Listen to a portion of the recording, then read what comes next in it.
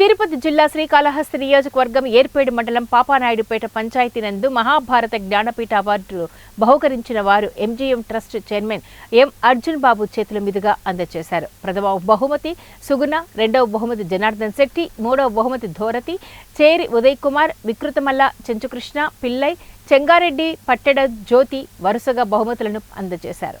MGM trust chairman M Arjun Babu మాట్లాడుతూ trust తరపున కొన్ని ఏళ్లుగా మహాభారత జ్ఞానపీఠ అవార్డులు బహుకరిస్తున్నామని తెలిపారు.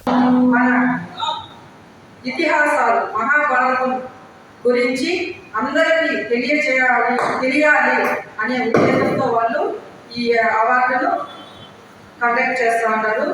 సో ఇంకా చాలా మంది కూడా దీని యొక్క విశిష్టతను మన మహాభారతాన్ని తెలుసుకోవాలని ఇంకా చాలా మంది కూడా పార్టిసిపేట్ చేయాలని నేను అనుకుంటున్నాను.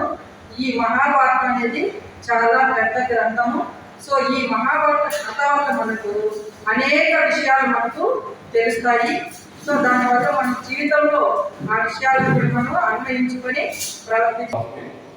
ప్రత్యేక బహుమతి ఈ మహాభారత జ్ఞానపీఠ ఇస్తున్నాము. ఈ సంవత్సరం దీపాల అవసరం ఈ సుగుణ గారు తొలి బహుమతి అంటే అవార్డు గ్రహీత ఇప్పుడే తీసుకున్నారు.